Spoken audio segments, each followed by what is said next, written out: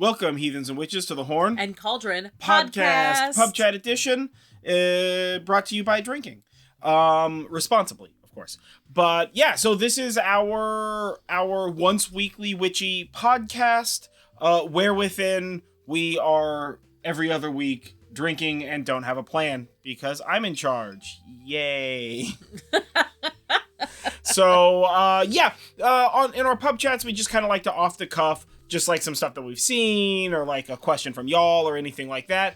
And or something that's like stuck in our heads. Something that's like stuck in our heads, or what have you. So this week, on pub chat, this witchy pub chat, as it were, we were recently watching an interview with the director behind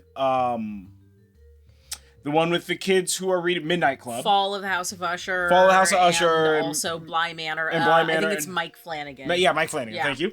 And it was him and Guillermo del Toro, because this interview came out like a year ago, right after the Midnight Book Club show came out, and right before Guillermo del Toro's Cabinets of Curiosity. So like Netflix had an interview with the two of them on YouTube.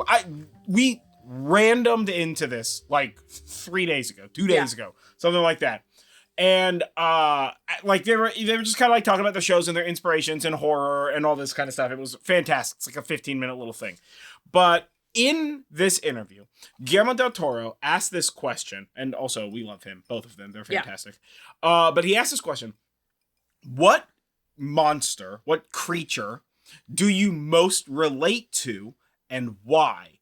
And it is such a fascinating question. Yeah. So, to that end, and in honor of it being the season, what with there is spookiness,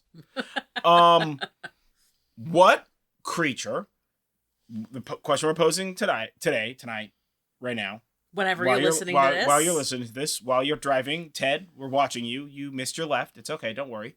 I hope that didn't just make somebody go insane, maybe, but what creature do you most relate to, and why? And of course, this creature, this like the answer of like what creature and why can be as simple as zombies, because corporate life is ... which is fine, right? Or it can be something more in-depth and profound. So we're just going to kind of go over our answers relativistically briefly and see where we go from there, as well as potentially pose some secondary questions. So come along for the ride, and assuming that you're not Ted, who is currently lost driving, grab yourself something to drink and join us for this. So, what creature do you most relate to? We're going to get to the whys second. First, creatures.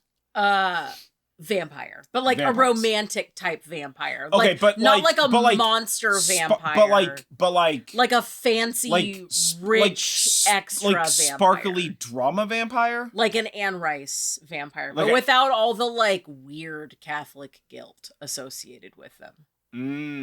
So you're talking about bloody what's his name's Dracule. Yeah. Because he's like a fancy to do vampire, but without all that Catholic guilt. And is like he's committing like a fair amount of sexy, dog. Yeah. Like he's bringing real like sexual awakening energy in Dracula 1972. He's bringing big like sexy energy in whatever The Terror of Dracula, which is the one with the two brides of Dracula in it. Like underworld vampires too. Oh sure, yeah. I guess I wouldn't consider them sexy vampires. I mean, hold on, back up. I understand that they are sexy vampires, but I think that's primarily just like Kate Beckinsale or whoever is like super hot, and like that one vampire dude is like I'm hot. not thinking of like underworld like main storyline movie. Oh boy, I hope you're not talking about sequels, because they're less good. No, I'm talking about like I would be like one of the like extras in the background. Sure. Like those vampires also have backstories. So Sure. more of that. Like I'm not about like the bad guy's girlfriend be... who's like dramatically involved, and then as soon as it starts getting like real confrontational, she just ceases to exist in the movie. Yeah, exactly like that. Exactly right? like that. Or like the ones that are even further removed, like, you know, they're walking through the house and Kate somebody's just like is like doing a thing, and they're just like, look at this bitch over here. They're just like drinking a wine glass of blood. Yeah, they just want the tea. Yeah. And they just want the tea. Yeah. Also, is that movie just like secretly low key what's up the plan for millennials? Right? Because when you think about it, all of these vampires are like dirty, stinking wealthy and have been around since like forever ago or whatever. But they all choose to live and hang out together in one big house. Yes, it is. And they like just a like commune. they just like rotate through who the leader is. Yeah. I would also take Blade vampires. Way less sexy. Way less sexy, but like they're cool. They got like glyphs and stuff. Like I remember like glyphs and stuff. I mean, I guess technically that's correct. I remember, but also remember Blade Vampires has that like one like hacker vampire dude or chick. Pearl. Is it okay? So it's a chick. I don't know guess. why I remember that. But the like big one in the room. Yeah. That's hilarious. No man. I remember when Blade came out, and it was like I was like, this is amazing, and I remember. Hold on. The year that Blade is amazing. No. This has nothing to do with it being vampires. The year that Blade came out, I was like, I am gonna be a Blade vampire for Halloween. So I dressed in my best. So you just wore regular clothing, but then had fangs because they all just dress normal. In my best late '90s, early aughts. Blade-esque, like quotations, Blade-esque vampire, like rave outfit, and then like drew a little vampire symbol on the back of my neck and had like little vampire. Is the blood rave scene in the first Blade? It is in the first Blade. Oh man, that's such a great scene, dude. I think about it a lot. Yeah, it's a good movie. It's an absolute banger of a movie. Also, Dracula's wives in like literally anything. Yeah, you know, fancy vampires for lady vampires, not the dude vampire, but is the vampire like Dracula's wives from the Kate Beckinsale, where she's a vampire hunter with from Van Helsing. From Van Helsing, where oh my god, who plays Van Helsing? What is his bloody name? That's Hugh Jackman. Yeah, Hugh Jackman. Okay, Hugh Jackman, Van Helsing. Yeah. Those wives are like, look how fancy, and like they are like mad ethereal. That's like right up until they turn into like actual bats, and then you're like, I'm not about. You're not trying to turn into bats. Creature. You're not trying to do like a monster. Like that's not really. You're not trying to do what is that? Dracula Untold. Where you're like bats. No, I would totally do Dracula Untold. Like that's kind of like the exception to the no turning into monsters rule. Yeah. But also like, okay, if you're a vampire and you like turn into you're talking about literally just like not Helsing vampires. Castlevania vampires. Yeah. They're like the especially anime Castlevania are like peak class camp. And also like Vampire Hunter D vampires, totally, like Carmilla. Yeah. I mean arguably Van Helsing, but you don't see that. Yeah. Like the anime vampires. Yeah. Totally. But like, okay, so if you're a vampire and you can turn into Vampire like DxD, into like different anime. Into like bats. Sure. What happens to your clothes? Your clothes also turn into bats. Do they fly separately? What if one of those bats get lost and then you like go to like come back, into human form? You don't turn into molecular volume of bats. Yeah. Right? Okay, so in my opinion, is whenever this like when Willy Wonka teleports that kid in that room? With the TV? Yeah. No. See, that's actually like linear spatial and molecular conversion. That's why when it goes into the TV, it shrinks. Yeah. So when it comes back out of the TV, it's still shrunk, right? Because his transporter is limited by the scale, the like volumetric scale that the TV displays things at. Yeah. I mean, technically, to fix that, he would just need to program the TV to display things at full scale, which would be like disproportionately useless on a TV screen, but whatever, that's negligible. He's mid at science, obviously, since he like kills 8 kids in that movie. Yeah. I consider sacrificing them to the candy. Yeah, that's exactly what it is. His power comes from sacrificing children. Willy Wonka is a monster. No, I just obviously. I think about that. So, when you're driving down the road and you like see like random bits of clothing in the road, sure. Sometimes I think to myself, oh, what a nice jacket. Huh. Interesting. And sometimes I'm driving and I'm like, I wonder if like a vampire turned into bats and those pants are just there. Well, see, you never see a vampire turn into bats and the clothing get left behind. That is true. But you always see a werewolf, like a dude, turn into a werewolf and he tears the clothes or leaves them behind. See, this is the thing. Yeah. When a vampire has the power to turn into bats, it's just straight bat summon. Yeah. And then those bats are okay, so in Star Trek, you have the matter data stream, right? So, like, technically, when Star Trek transports you, you're not, like, you're disassembled, but all of your constituent bits are taken from one place to the next. Now, I understand that, like, way more often than Starfleet is willing to accept or talk about, transporter shenanigans happen. What do you got, a ship? Sometimes two dudes are going to be one dude. Sometimes one dude is going to be two dudes. Sometimes it's just, there's going to be like an ion storm and you're going to leave somebody behind for like 20 years and then pick him up. He's going to go by his middle name and it's fine. Okay. Whatever. Okay. Evil Riker exists. Yeah. But like, for the most part, all of your data is preserved and all of your matter that does make preserved, the most sense. Right? Less funny.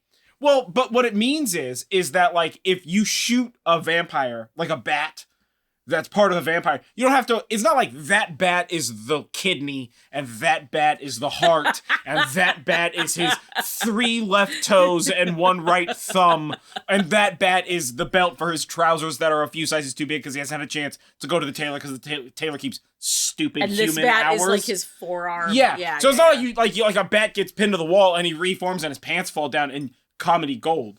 And it's just because the bats are just sort of like a data stream. Yeah. In my mind, the like bats that you're always seeing are almost non-corporeal. Think of it like if like you turn into a ghost. Cooler. Well, when you think about it, that makes being a vampire even cooler. When you think about them with the bats, like sometimes you'll see the bats like doing bat stuff and they'll be like attacking the bats and shit, but the vampire's never affected by that. Yeah, that's right. Right? So the bats are clearly like spirit bats. Representative. Yeah. They're like representative of the pyre. Yeah. So right? Anyway, that kind of vampire. That's what I relate to the most. Okay. Yeah. Okay, so creature, monster, whatever, same words. That I relate to the most is the devil. Or demons, but in general, I feel like demons are like too like, well, demons are usually kind of like gross. Yeah, they're like gross, or they're like too weird and goaty, right? I've noticed this trend where nowadays demons are like just like teeth and goat legs and screaming, and you're like, yeah, that's not a demon though, right? I mean, but like it could be. It could be. It's like to me that's like a lower tier demon. Right? Less consciousness in that demon. See, I relate more to like generalized the devil characters, like TM the devil characters. But again, it's like the like a red skinned dude. No, not again. See, to me, that's a demon. When first of all, demons lie. This is like their biggest thing. Right? That's why, like, when you see, like, an exorcism movie, they gotta, like, get the name out of the demon to be able to banish it or whatever the fuck, right? So, like, I'm talking, like, Lucifer. Yeah, so, like, I'm talking, like one that show Lucifer. Yeah, right? Okay. Obviously. Okay. He's, like, the devil. He's the devil, but he's not, like, the devil. Right? Or like to not be the devil specific in name alone, right? It would be like the demon from Good Omens. Okay. Right? Where it's like I relate to the demon character, which is most of the time actually just the devil character, where it's like the devil from the one with Keanu Reeves, where he's like Constantine. I was going to ask you about like a that Constantine devil, not the Constantine demon who's just like maniacally evil for shits and gigs. I mean, it makes him good at business, but like bad at not getting his face shot off. Gavin Rossdale. Yeah. But like where the devil is just this inertial moment of nightmare, right? But he's not technically doing anything evil there. Right? That whole scene with Constantine, where he like rips Constantine's cancer out of his lungs, is peak devil. It's like the best written devil. He shows up and he is terrifying to look upon. His power is like unmatched. He is saying way too much true shit that nobody wants to hear whatsoever. And then his evil moment is, I'm gonna cure you from cancer because you might fuck up again, dog. That's messed up. That's pretty in the nicest way possible. And like I say this all the time when we're talking about like, oh, like, is your manager an asshole? You know, do the what is that, malicious like where you like malicious compliance. Malicious compliance. Yeah. Like malicious compliance. Kill him with kindness. I love the saying kill someone with kindness, right? I am 100% that person. Like I will be smiles and unicorns and rainbows 100% of the time with people, but what I'm saying is definitely gonna make you go cry later at home. Yeah. When you like realize what happened 3 days from now and you're just like, why? And I'm like, well, don't be a dick, bro. So what about the devil from Little Nicky? The Devil from Little Nicky is pretty funny. I have a weird relationship with that movie because nowadays I find the movie better and funnier than I did it's younger my when it came out. Of the Adam Sandler movies. It's not, man. It doesn't have to be your favorite, but it's my favorite. No. I mean, like it's not my favorite for me. Like I don't know. That devil is like sort of comically devil, and I sort of like that. Yeah. The comedy devil. I like the idea of a demon or a devil character who is like more human than not, but still doing like an evil or a darkness or a bad thing. But it's not just like murder, right? To me, the delineation between demon and devil from the movie The Ninth Gate. Like I know that's a chick, obviously, but totally. Well, the character who's like, you know, to like go all the way back to the like biblical devil character, right? It's like the devil giving Eve the apple of knowledge, right? Yeah. Like, is he convincing her to break the rule of God? Yes. But also, he's giving her knowledge. That's that two-edged sword shit that you expect from like a well-written devil character. So you want to be a little bit like the embodiment of a monkey's paw. Yeah. Yeah, 100%. Well, what I relate to most is like Hel from Helheim.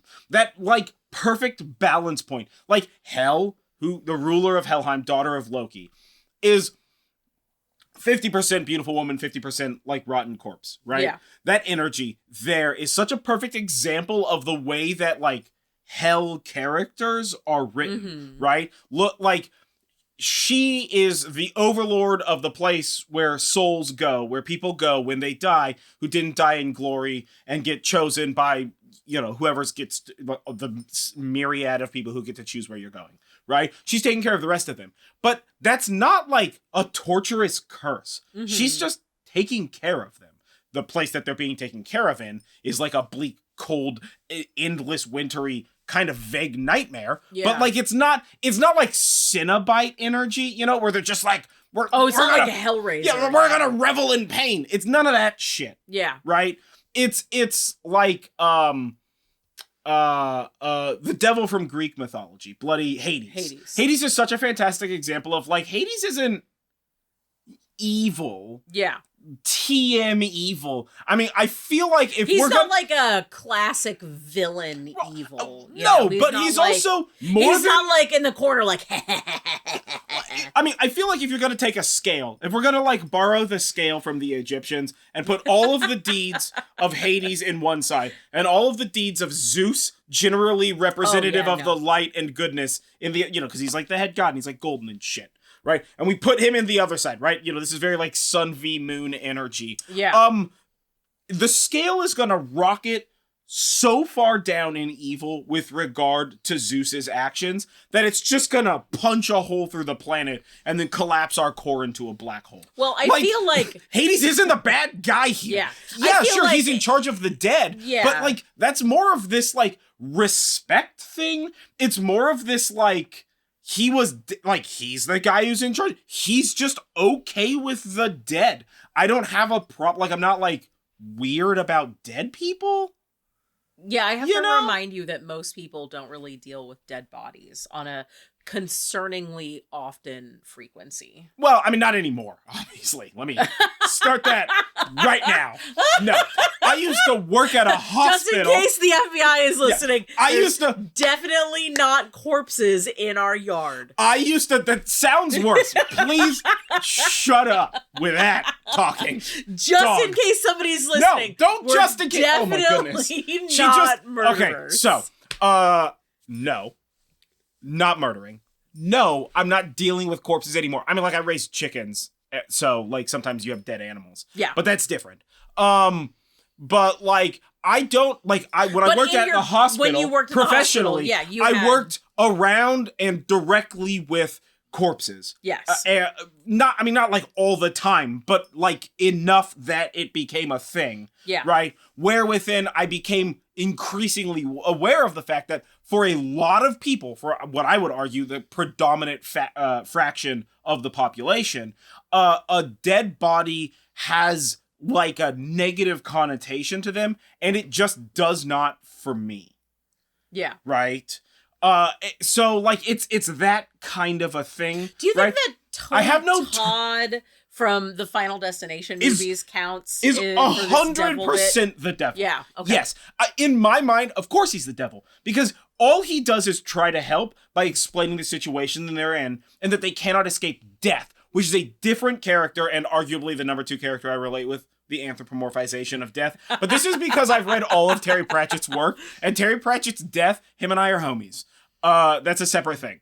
But I would totally argue that Tony Todd plays the devil in those movies, right? Because all he's doing is helping. But in helping them, he is, one, making death easier to reach them because they're getting panicky and weird. Like that kid's like, I gotta warn the teacher that death is coming for her next. So he's like sneaking around her car at night, which is like the worst look ever, sus. My dude. It's sus. So fucking. So the Even cops when the are like, came what out, are you doing? Was sus. Yeah, it's very sus. So like, is he actively killing them?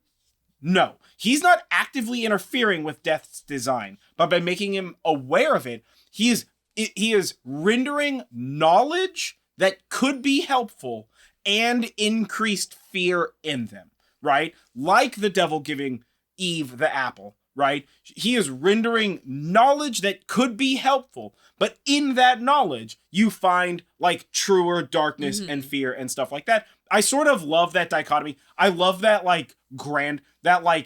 grand evil, right? Not the like petty small demon evil or like monsters like trying to slash or whatever that. But like I love the idea that like knowledge is the devil's truest gift of evil. Is just, it's delicious. I love it. And also I relate to the idea, and you see this a lot in devil characters, like the kind of like high written devil characters and or death characters, where because they are like more aware of the profound wisdoms of reality, they are saying shit that the people they're talking to are just like, what? They just say incredibly intelligent and knowledgeable things. And everybody around them is like, is this guy just saying, he's speaking in tongues right now? What the fuck is this, man? My dad has a friend who blames me directly for a macroscopic quantum mechanical act, right? He blames me for chaos theory because I explained one time why Christmas lights in a box always come out tangled and computer cords in a box always come out tangled. Right? I was explaining how like a closed loop system, like a cable is able to knot itself as it moves around in a thing that's shaking. And I explained it to him over like a course of time. And he, for a very long time, was like, this is your fault. You did this to me, which is insane. I obviously did not do that. But like, because I revealed that knowledge, that would be an now my twist fault, in this story. Right? That I have the power to knot your cables. You're welcome. Ha ha ha, I do. No. If anybody's listening. It's not that. I didn't do it. It wasn't me. I promise. Wink, wink, nod, nod.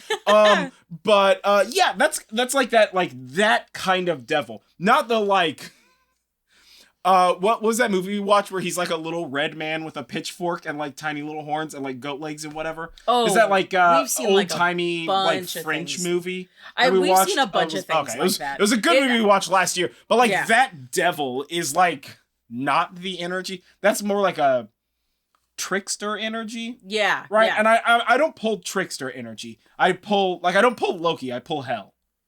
Yeah. You know what I'm saying? I see that. So it's like that energy. I mean, arguably, I would say that Odin is probably the hell one in in that, sometimes more than not, but that's its own thing. Yeah, right? Yeah. So like that kind of devil energy. Yeah. You know what I'm saying? Totally.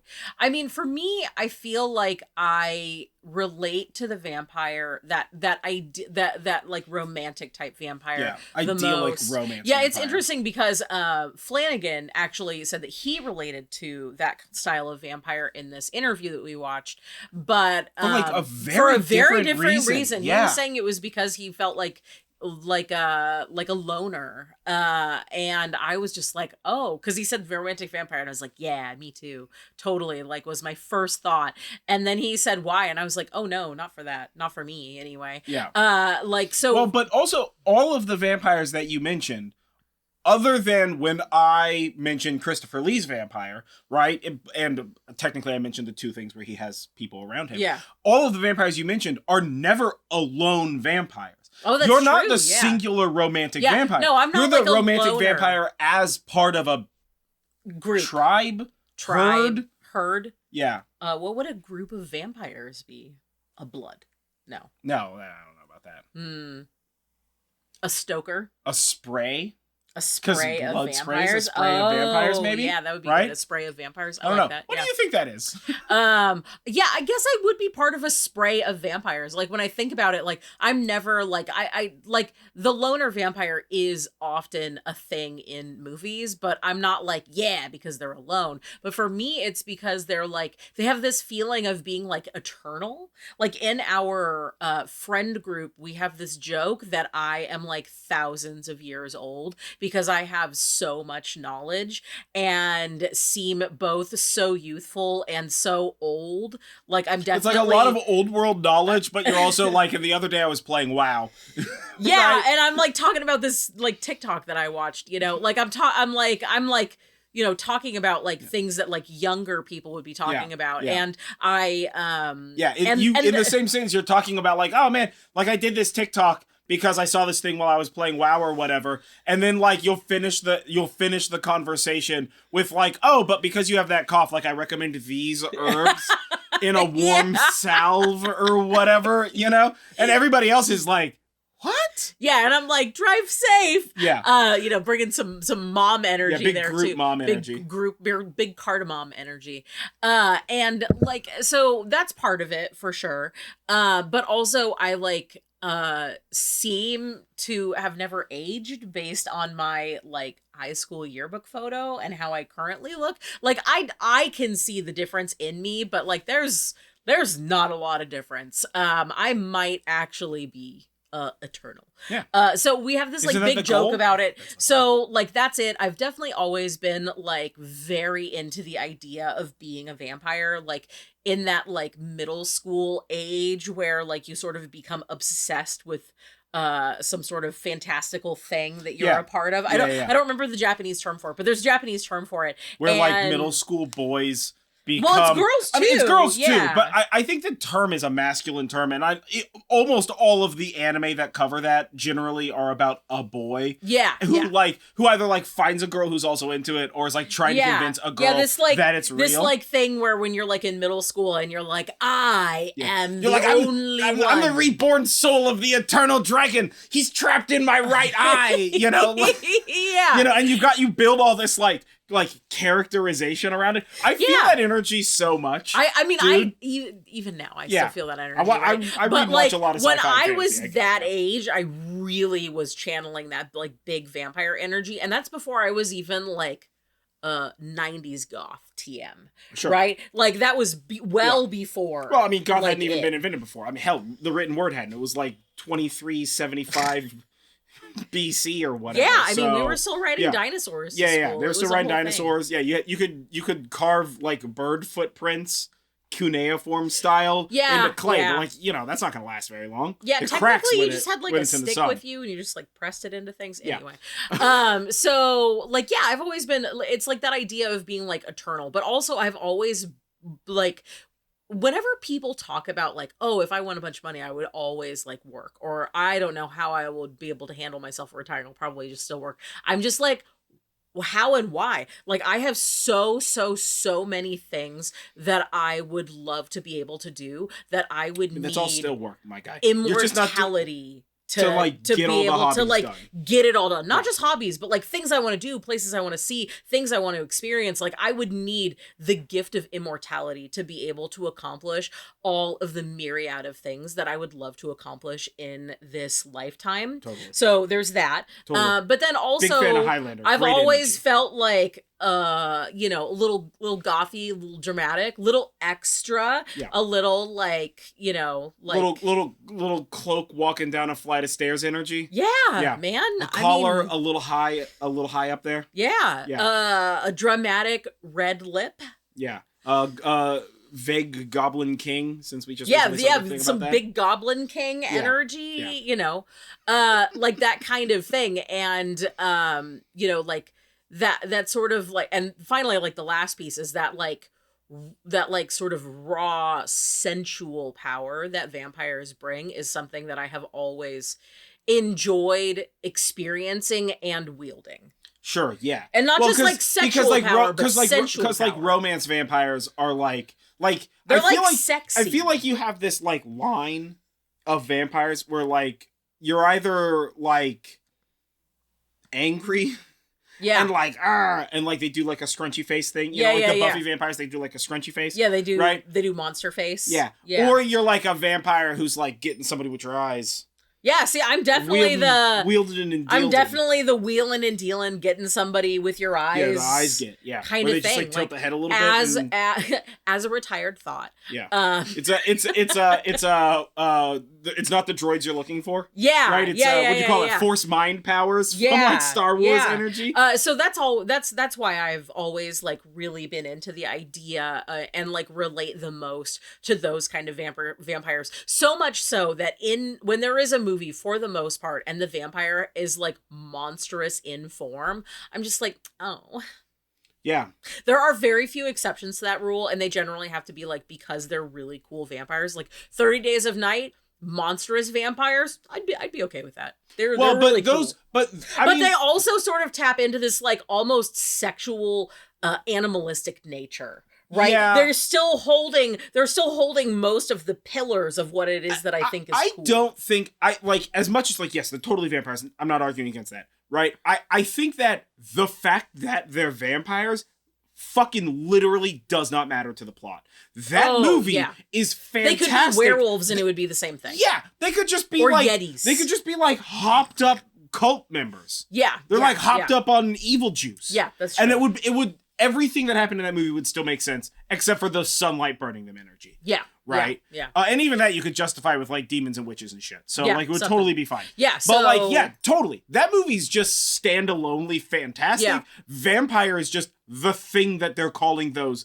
in that movie. I mean, it's like the one, what's the one with Will Smith and the vampires, but everybody calls them bloody zombies. Oh, that's I Am Legend. I Am Legend. Yeah. Right? Which they're like vampires in that. Kind of. They're also kind of like zombies, and they're also kind of like just like beast. Like monster, like creatures. Like they've like devolved a bit. Yeah. But like those in the 70s movie, The Omega Man, they are absolutely vampires. Well, in the short story it's based on, they are vampires. Yeah, 100%. Yeah. Right. It's like a blood phage thing. Yeah, it is. Right. No, I totally see what you're saying with the like sort of like the like less rage vampire. Yeah. Right? Yeah, I get that. Well, that's the same line in the sand between like a Bill and Ted's Excellent Adventure 2, bloody The Devil. Oh, the devil. Well, because you see the devil in that. He's just like a big red guy over there. Or like the devil from Jack Black's album. What's that song? Oh my gosh, I'm totally blanking on it. Oh. Oh, yeah. From The Greatest Song in the World. Yeah. Yeah. Well, or like any of the, like, the devil is a main character in a bunch of that stuff. Yes. Yeah, the devil's a main character in the Pick of Destiny. You're not thinking Rodney Dangerfield, Little Nicky Devil. No. Yeah. No. Maybe Tim Curry Devil, but that's only because it's Tim Curry. That's definitely Tim Curry Devil. That's okay. 99% because it's Tim Curry. That was one of my like devil. You know, as millennials, we all have like weird like media, like sexual awakenings. You're talking about broken 80s movie crushes? Yeah. Broken those 80s movies that we definitely shouldn't have watched. But Tim Curry the Devil. Tim Curry Devil. Yeah. Tim Curry the Devil was. Yeah. Whew, to this day, I'm just like. Yes. Well, that's just Tim Curry. That's not the devil or that movie. That's just Tim Curry. Tim Curry's raw sexual power. Yeah. Rocketing through the screen and forwards and backwards in time. And that was before I had even seen or heard of Rocky Horror Picture Show. Like, Tim Curry's the devil in Legend. I have been watching since I was like, this is like... Legend was before Rocky Horror, right? Yes. Okay. But I did not see it, but I saw Legend before Rocky Horror, even though let me back up. Rocky Horror came out before the movie Legend. I saw the movie Legend before the movie Rocky Horror because I was a child. But like the age, I definitely saw Legend first. But like yes. But like the age grouping that I'm talking about with like movies in terms of like let's place that sexual awakening on a timeline here is like Tim Curry's the devil and also the fox from Robin Hood. Yeah. Right? Yeah, totally. Maybe the Goblin King also. Maybe who is that? David Bowie. David Bowie's Goblin King. You know what though? But David Bowie's Goblin King he's so weird in that movie. He is. But I love it. That's such a great fucking movie. I would definitely pick Tim Curry Devil over David Bowie Goblin King if I had to only choose one. Way better energy. If we're doing fuck, marry, kill. Sure, okay. We'll just take this to a way extreme end. I'm here for it. Feels very devilly. I'll accept this. Yeah. Okay, it's marry Tim Curry Devil. Sure. It's fuck David Bowie Goblin King. Totally. And it's kill Rodney Dangerfield Devil. Yeah, I completely agree with that. There's no, you know what? No discussion. Carve it into stones. Absolutely correct. Hundo pasundo. Yeah, totally. Yeah, that's fair. Yeah, no, it's that how did I say it earlier was, it's that like, to quote the genie from Aladdin, it's like a grand cosmic power itty bitty living space. Because like the devil's not trying to, like, a movie where the devil's putting an army together to invade heaven or fucking whatever that is just dumb, dude. Because the thing is that like in like especially if you're going like full biblical devil, like he takes over Earth. Yeah. Right after everybody gets raptured. So like why would he wage unnecessary war when he could just like wait patiently? Yeah. Right? And I like that energy. I like that sort of that. I literally just watched an anime that kind of vaguely associates with this, in which I'm like super in love with, called The Eminence in Shadow, where it's like, why be a main character when you can just be a background character and slowly get increasingly powerful? Right? I love the grand cosmic knowledge devil, but who's like serving coffee at the coffee place, just sometimes saying some shit that's gonna cause somebody to quit their job and topple an entire business just because like they didn't realize she had all the passwords. Yeah. And like ever treating her wrong or whatever. The devil in that movie Devil, which is like everybody's trapped in an elevator. The elevator devil movie. The elevator devil movie. Yeah, because again, he's like I mean, in a lot of these instances, this devil is just a counselor who is giving malicious advice. Yeah. Right? He's like, should your boss treat you that way? Like, I love this conversation direction where it's like, well, should your boss treat you that way? And they're like, you're right. They shouldn't. And I'm like, well, you should stand up for yourself. I'm not trying to do evil stuff. They should stand up for themselves. But like in the long run, you're ruining that boss's life because now they have to confront the fact that like whatever weird little dick energy power trip they're going off of well, in the office yeah. gets crumbled underneath the weight of the fact that, like, no manager, listen to me on this one, everybody out there, no manager actually has real power. The power has always and will always be in the people because there's just more of us. Yeah. That's how this works, guys.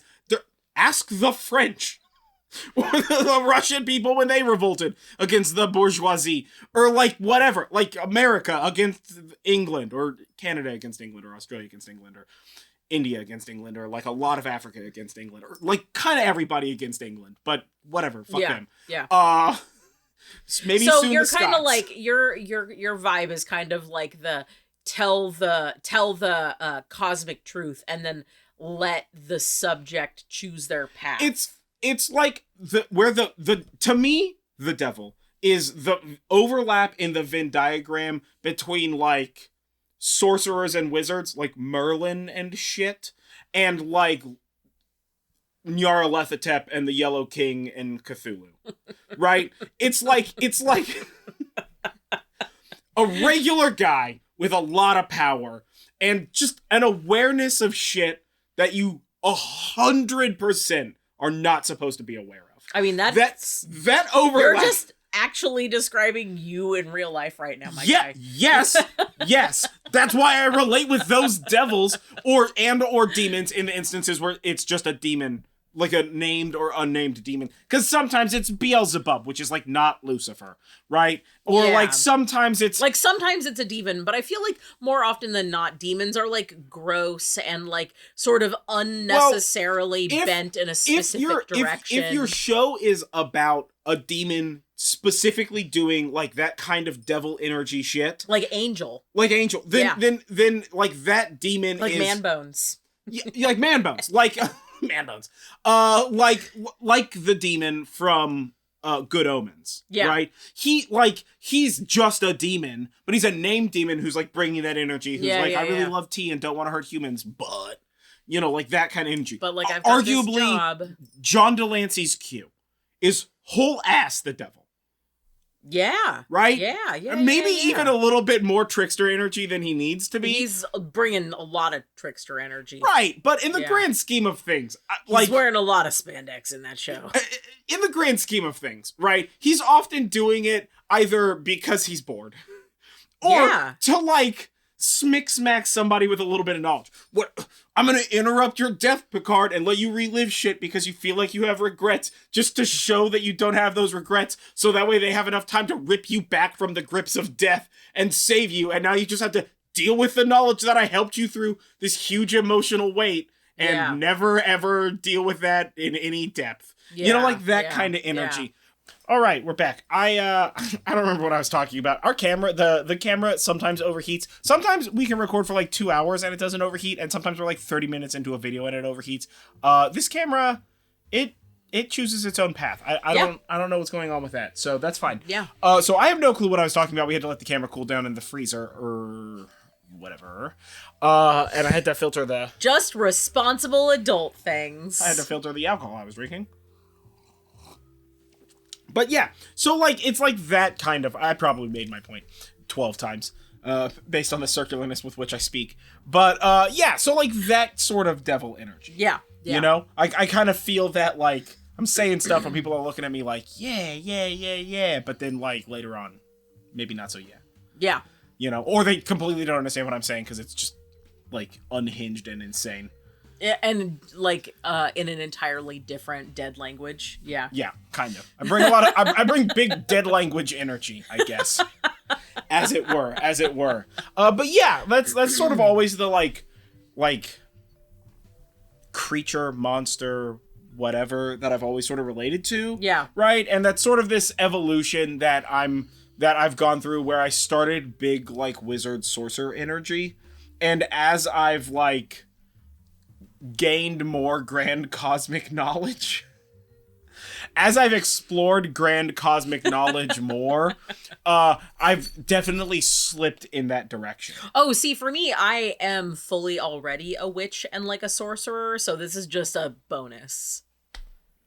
That never went away. I'm talking about. Well, I mean, again, it's not that it went away. It's that we added another circle, and then you move to the gravitational center of those two bodies. Wait until a third body moves in. You can't predict where it's gonna go. 3-body problem reference. You said it. I was gonna say it. Ha ha! Real physics, guys. Real physics. I mean, it's fine. Don't worry. The third body already exists. It's physics. No. Yeah, the third part of that Venn diagram is math and physics. No. First, wizards and shit. Then math and physics. Then grand cosmic nightmares. And by their powers combined, Captain Planet. Except it's me, so worse somehow. Nope. But I love that stuff. Oh, man. I just recently found a bunch of my old, like, physics books. And, like, I'm just like, I kind of want to reread all those. Gross.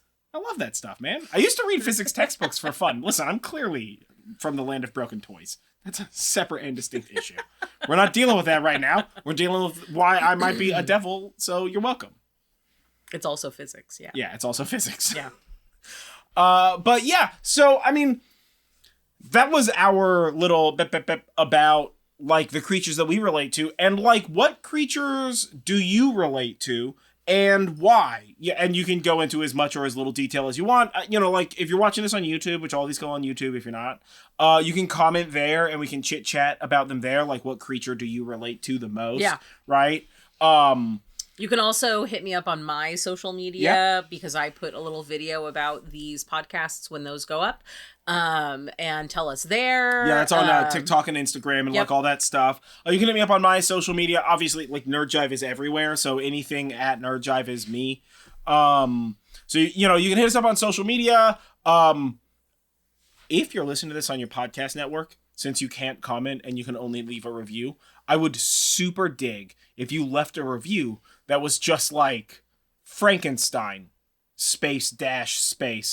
Because I kind of relate to the monster that isn't trying to be a monster, but it's just unaccepted. Because that has nothing to do with what's happening. Yeah. And anybody who reads that review is going to be like, what is happening in this podcast? Yeah. So leave your creature relation concept as a review of this podcast on your podcasting network, because that sounds amazing. Yeah. I fully support that idea.